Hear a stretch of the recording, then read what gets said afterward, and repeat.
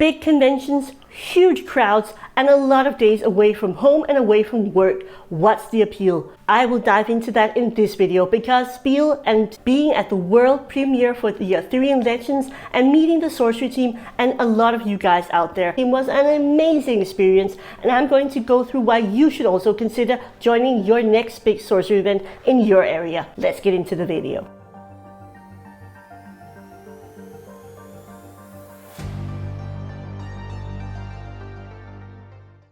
So Sophie, you just returned home from SPIEL. So what was the experience like, and what was maybe the high point of your trip? The experience overall was really amazing. It was fun. It was awesome to meet so many of the community out there. I had a few casual games. Seeing Arthurian Legends and really having that world premiere feel was really cool. I met a lot of great people. People in the community are generally awesome, and even more so in person. I got to meet the Sorcery team, the artists. Overall, it was just an amazing experience, and actually more than I had expected. I had expected it for it to be fun, but it just had a lot of great, meaningful moments, and I'm really happy I went. So what sort of atmosphere or vibe was there? Because I know there was a big play area at the Sorcery booth. I think excited is the first thing that comes to mind. People were just excited to play. A lot of people who were completely new to the game and stumbled upon it were just like drawn. They had done massive prints and posters with art, which is of course one of the major appeals of Sorcery. So seeing that art displayed in full live scale size was really amazing. So people were drawn in, they were excited to sit down and play. People were often waiting in line to get to a draft or a learn to play. So excited, like high anticipation, a lot of smiles, a lot of laughs. Also just from the Sorcery team, they were all just clearly really excited about the event and to see how the reception would be, and I think everybody was really hopefully happy with the event and all of the days, because people were just excited about the game and the booth was jam-packed, and there was a bit more of a casual but also close community vibe at the White Rabbit Community Game Store in Essen, where some of the events was planned. There was the big tournament, the sealed box event. We're going to kick off in just a few minutes. Everyone's going to get a booster box brought over to you. You've all got a Sorcery draft kit in front of you. Those are yours to keep, which is really exciting. So you've got plenty of spell slingers in there, more than you'll ever need for this event tonight. There's 4. And you've got enough basic draft sites that you will be able to fill out your atlas. Speaking of which, because an ordinary sealed event is 6 booster packs, and tonight you're each going to have 24 booster packs, the decks are going to be super powered. So to make up for that, because part of the sealed experience, and certainly part of the design philosophy that Eric and Sean and the team brought to this set, is that we don't want it to just be the most powerful cards in your deck, right? It's not all the Knights of the Round Table. You've got to have the beasts, the ordinary mortals, the squires, the villagers as well. So to make that happen, given you're going to have so many booster packs to play with, we're going to play with a much higher deck size than we would ordinary for sealed. So sealed would normally be 24 spells, 12 sites. Obviously with 24 booster packs, that's like 1 card per pack you'll need to play. That's not going to work. So we're actually going to play 50-30. So we're going to debut 50-30. So 50 spells and 30 sites is going to be the minimum. Of course you can play more if you wish, but that's going to be the deck size that you're building to when you open up your pool. So we'll get those packs, the booster packs, the booster boxes out to you very shortly. Until then, enjoy the company that you've got around you, and we'll talk to you very soon.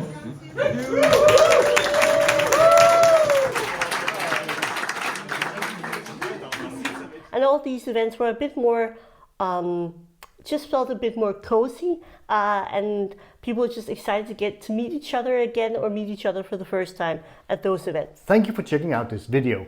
Don't forget to leave a like, and also please do consider becoming a subscriber to the channel. Thank you. So speaking of meeting the team, because I think that's something that's quite unique for Sorcery, because it's a small game, it's a small team, but you actually have the opportunity to engage directly with the creators of the game. So how was it? We know that Jesse and Simon, Chase, Eric himself, of course, Sean, one of the developers, they were all there. So what sort of people are they? In the best and kindest way possible, nerds. I mean, nerds like the rest of us, people who enjoy card gaming, who enjoy seeing people gather to play games, who are excited about having the artists there and speaking with them as well.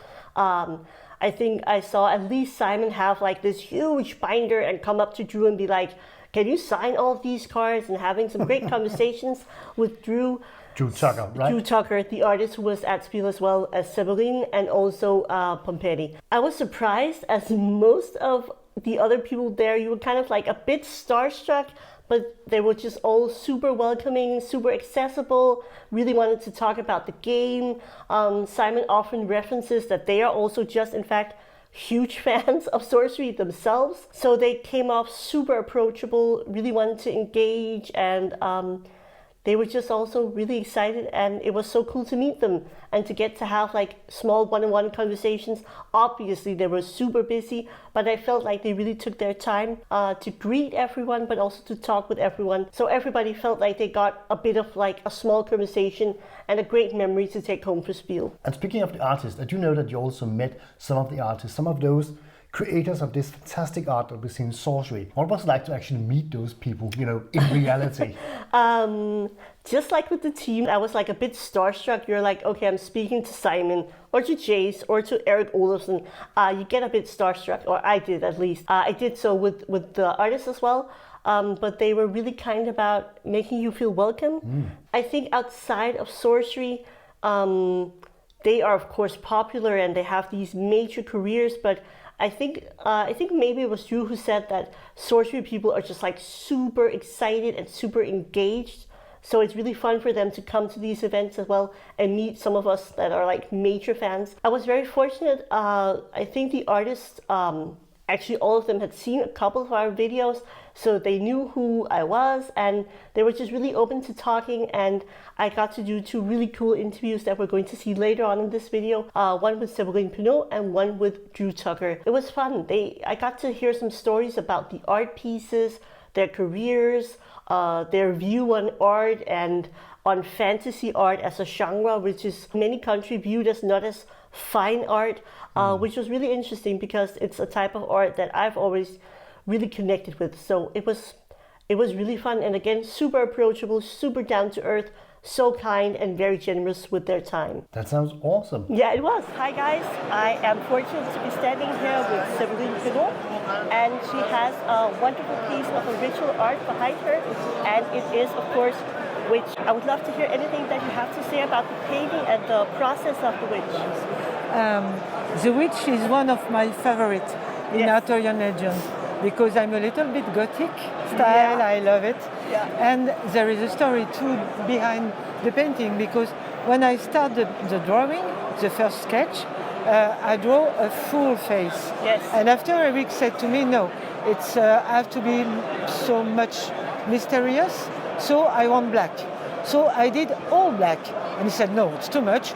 I want to see a little the face, and that's how it went. Yeah. Yes, and in the beginning, she wasn't a witch. She was more Morrigan. Yeah. And in Celtic legends, the Morrigan is the goddess of the battlefields, with all the ravens with her. So I draw ravens, and I love to draw ravens. Yeah. So here it is. Yes. And the raven is also significant on another piece of art you have, which is like the Ring of Morrigan. Yes. So what was the story behind that piece? Ring of Morrigan, always the same story. Yes. I draw a ring with a red stone, as Eric asked, and ravens on the ring. Yes. And I did the drawing, the painting. After I did this one, and after my husband, who was a jeweler, created a ring in real life with the same ravens and the stone. And I'm very happy and proud that Eric decided to offer one for the winner of the tournament. Yes. It was a great honor. Celine, thank you so much for the conversation. Thanks a lot. Beautiful meeting you here. Thanks a lot. Thank you. Thanks. Bye guys. Bye-bye. So this champion card, I should say, by Vincent Pompetti is very, very special. Vincent has been at the convention, so I know many of you have met him this week, and it's one of the first times that this is going to be given out, so we really hope that you enjoy that. Starting at third place, we have a exceptional print sheet from Arthurian Legends.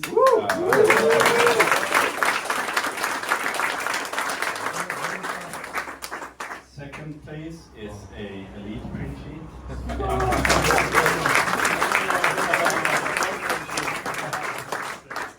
And first place is of course the unique print sheet.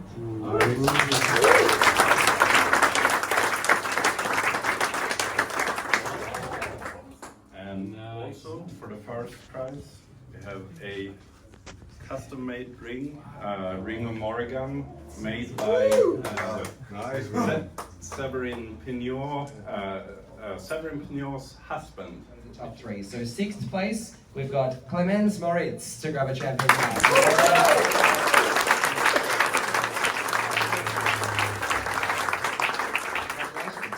Then in fifth place, we have Davide Arazi.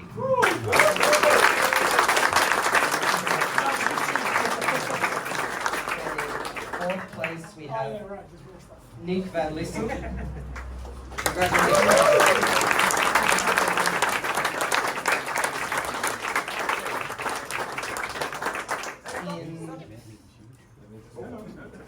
In third place, with a record of 5 wins and 1 loss, we have Francesco Bagnoli.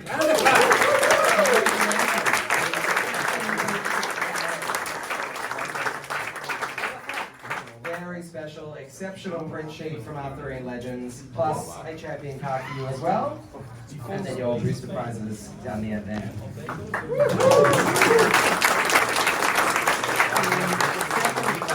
Collecting the elite print sheet, also with a record of 5 wins and 1 loss. It is someone with a fantastic first name, Jesse Volkert.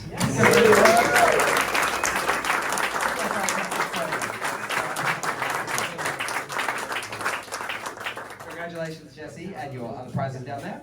And then in first place, with an incredible prize of a unique print sheet from Arthurian Legends, a Ring of Morrigan in real life, made by Severin Pignot's husband, Philly, and a Ring of Morrigan print and a champion card. It is Jeffrey Theodore, who was undefeated today. Congratulations.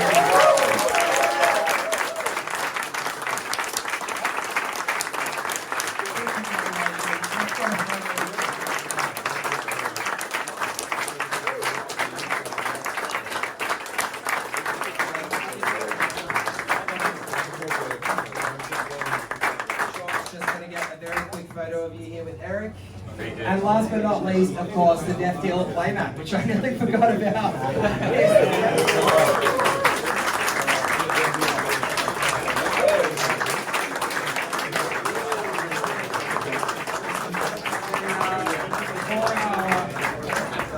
Congratulations, Jerry. Eric's also just going to say a few words to thank everyone for coming. Yeah. I just wanted to say a big thanks to Heiner and Sasha for arranging all of this and all the help to the booth as well. And thank you for everyone for participating here. It was touching and very awesome to see everyone play. So, meeting artists, what sort of engagement can you have with artists when you come to these sort of conventions, and what should you bear in mind, before you actually attend the convention? So, when you come to the convention, the artist is there to, of course, have some great conversations with people. Right, it's Dame Britta Mart, right? Yeah. So, like to me, it's my wife anyhow. It's she was the model for it. Essentially got her to stab at me on the stairs so I could get the right angle because we don't have horses. Yeah. But there's a history of horses anyhow in her family. But Katie is super awesome, fierce. Yeah, and she has this great crinkling lint in her eye that I love. So it was interesting. It might have been annoying for Katie, I don't know. Because, I get to pay to all these extra attentions in my head. Yeah. But when making it, there was a commission that I had done earlier on for an individual that was King Arthur. Yeah. And it was a lot of gilding in that one, and I think Oh, I remember that one. That's beautiful. that like inspired in some ways this. Under, you know, there's Buell underneath the red like terracotta clay to like lay the gilding on, and then I gilded the whole board, and then I have a tendency of painting reverse, so I'll lay in a block in like elements and pull them out. Yeah. Right. And so I started painting on top of the gold, and you know, and I knock pieces off so the jewel would come back. Yeah. So it kind of like weather out like, you know, like a battle, and then on top I'd come back and like, you know, some of the gilding is like reinforced again on top, and I don't know if that's proper, but like I liked it, so like it works for me. You did it, yeah. Yeah. So it's this weird, you know, building up, and being that like in you know, in my description that I got, she was somebody like the knights like kind of feared and looked up to. Yeah. And so that's why I have these characters in the back, and then, you know, all these slain underneath. Like her foes. Yeah. Yeah. Yeah, that she like, you know, nails down. But yeah, I was really happy to get the face. It's got that glint that And I she like. looks like really fierce, like she's ready to slay like the fierce battlefield. and like freaking happy about the Yeah. whole thing at the same Exactly. time. Yeah, but this was a lot of fun in here. Like there's like all these, like all the slain and these weird hands and faces in and out, and like demons and dragons and Yeah, other exactly. knights. Yeah, it was just like such a good time to like to make. It's like one of those paintings I look back at, and I don't think there's a single thing I do differently. And the energy in the painting, it's really striking. Yeah. I think I think I got her personality. Yeah. Both sides. The Katie's and Dame Brittamat, which I was supposed to really be doing in the first place. But I think I got that feeling right. Yeah. For them all. But yeah, it's kind of a personal one because of all that too. Yeah.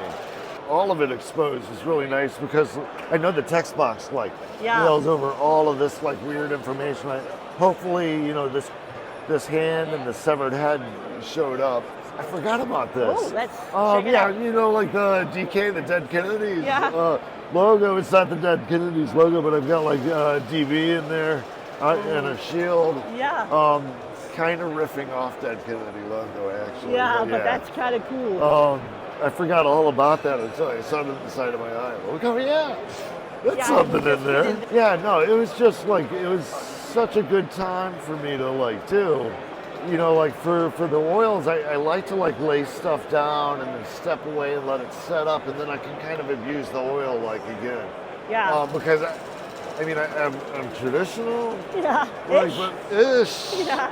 And then I'm gonna do what I want to have happen. So like, you know, like we were saying, like, you know, I would like scrub out some of the gold so that stuff came back. I like deconstructing. Yeah, the completely. painting sometimes. Like build it up to pour something, pull it out. Yeah. In which, if I think about it, is probably really indicative to how I paint a watercolor as well. Yeah. You know, but like watercolor, you can't be as brutal because, you know, if you destroy that paper, you've destroyed it. Yeah, it's gone. You know, it's time to do it again. Yeah. Which is cool because that's what you got to do. Yeah, that's a bit of like, you know, Phoenix rising out of the ashes. Yeah. About it. Yeah. Yeah, but you know, with this, it worked. You know, like scratching pieces off because it gave that like feeling of like the battle and like you know. But at the same time, I wanted like this crazy like aura thing. And also just really centers, like it feels like her power emanating from her. Yeah. It's amazing. Thank you, Drew. It was really cool to hear. Oh, it's my pleasure. It's always my pleasure. Thank you. But they're also there to sign some cards, for instance. So as you saw in some of the videos I did while I was there, There was always a line to get cards signed. Some people brought like everything that these artists had made for alpha and beta, and some of the cards they had just pulled while playing Learn to Draft to get signed. Severin and Vincent Pompetti and also Drew Tucker. I'm not sure, but I think Drew also had some extra things. But both Vincent and Severin had art prints, play mats. They had other stuff that you could buy. So, and also I saw a couple of people being up there and talking about possible commissions for original art pieces. So there's a lot of things that you can do to interact and sort of get some cool memories back.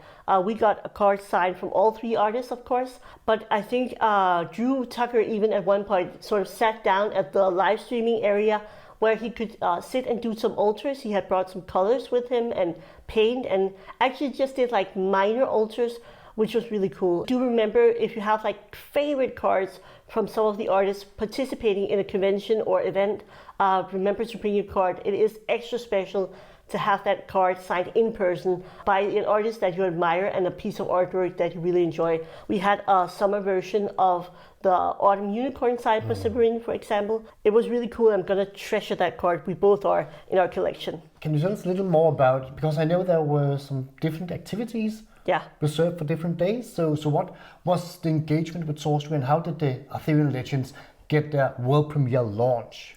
So first up, I arrived on Thursday, which was the first day of SPIEL. I arrived immediately from taking the plane from Denmark and arriving by a couple of trains. And I went into the hall, and the hall is, the first hall even, is massive. And you sort of go into the enter at one side of all these interconnected halls, and Sorcery was in hall 1 where all the TCGs are, and that's like the hall furthest away from the entrance. So the crowds were massive. There were a lot of people there, and the first thing I did immediately was say hi to Jürgen, our extended nerd family over and Nerd and Proud of It. And I immediately turned around, met Chase and gave him a hug, which was really cool, just seeing him for the first time. And then I went over to the live stream booth area, and they had, of course, like a camera set up so you can both film it and record it. But there was also, they were streaming directly onto a widescreen TV. So I opened and people were looking at the cards while they were standing in line to buy their own booster box of Arthurian Legends and talk to the artists. So there was just like, and a lot of waves of hi, because I saw a lot of people from Ask and Rask. During the evening time, there was a really cool event, and I don't know which person on the team came up with it, but kudos to you, because it was a great idea. And there were, I think, 64 players initially, but a few more spots opened up where you could open an entire booster box of Arthurian Legends and try to make a deck with it. And because it was an entire booster box, it was a 50-30 deck, and that was just amazing. It was wild, and people were super excited opening up. Some of them had saved up looking at any spoilers for this particular moment, so they really got all the surprises out and saw all the cards for the first time. And it was just like a really buzzing and exciting vibe, and it was at the White Rabbit Community Game Store in Essen. That had just opened up an entire new play space, which was massive, and it was just cool. Sean on the developer team, Eric himself were also participating in the event, so different players got to play against them, and people were just like buzzing with excitement. And that was sort of the pre-launch, because the big launch was on Saturday with the 10-hour stream, again still from the White Rabbit. And everybody was doing the regular seal with 6 packs and making up a deck. And that was like the big event, because there was live commentary, there was interviews with Eric and different members of the team. Eric opened an entire booster box, and the winners got some really awesome prizes. It sounds really cool. It was super cool. And I was also, following the live stream, because I knew that you were going to be on. Yeah. And it was a sort of last-minute call for you, so you were really on, thin ice to begin with. But it's really cool to see how you just, grasped the games and had a really good connection with Sean. It was really cool to see. Yeah, he did all the heavy lifting. He was super cool and really nice. And again, just like the rest of the team, super approachable. So it was a lot of fun to commentate, even though I really didn't know any of the cards or like the synergy between the cards.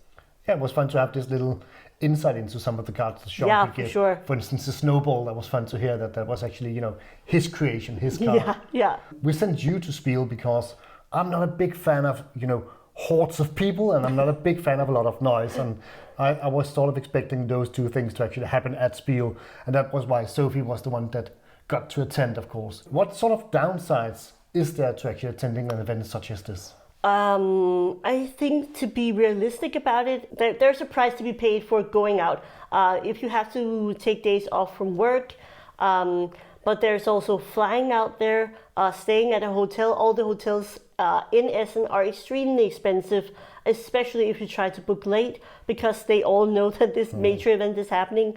So they really tend to raise their price just for that period of time. And I mean, that's just like financially, you have to eat. There's going to be lots of things to spend your money on. I was really trying to be good while at Spiel, because there's role-playing gear, there's like miniatures gear, there were huge amount of artisan dice makers, and I love dice, so I was really trying not to buy anything.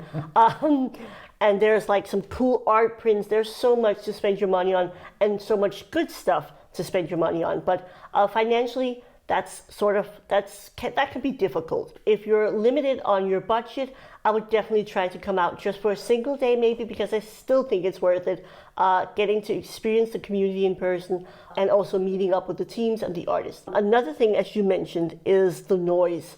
I don't think the acoustics they were not as bad as I had expected, but there's still a constant hum of noise, and trying to have a conversation with anyone can be a bit difficult, and you definitely tend to lose focus at the end of the day because your head gets tired from all the noise.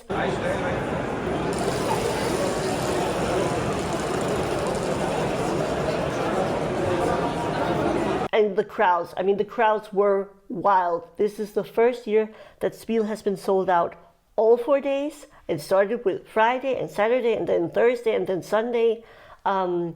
So that meant that the halls were pretty much at capacity pretty much all 4 days. I think there's things you can do if you want to get into like a few tips also. Remember to eat and drink, really. I mean, the con is not going anywhere while you're there, so be sure to get out to the cafeteria or the food trucks. There were a lot of options, and the Galleria also has an option of food trucks. Get out, get something to eat, get something to drink, stabilize your blood sugar. I kind of forgot that myself and had to exit the whole sealed box event after building a deck because I was getting queasy, and suddenly remembered that I hadn't eaten all day. Not a smart thing to do. But I had been busy and sort of completely forgotten about it. Take some time out. There were a couple of like more quiet corners. Go there, have a cup of coffee, just give yourself like a 10-15 minute break. Wear great shoes. Footwear is extremely important. You're gonna be doing a lot of steps. I think I was over 10,000 steps every day except for the Saturday where I was commentating.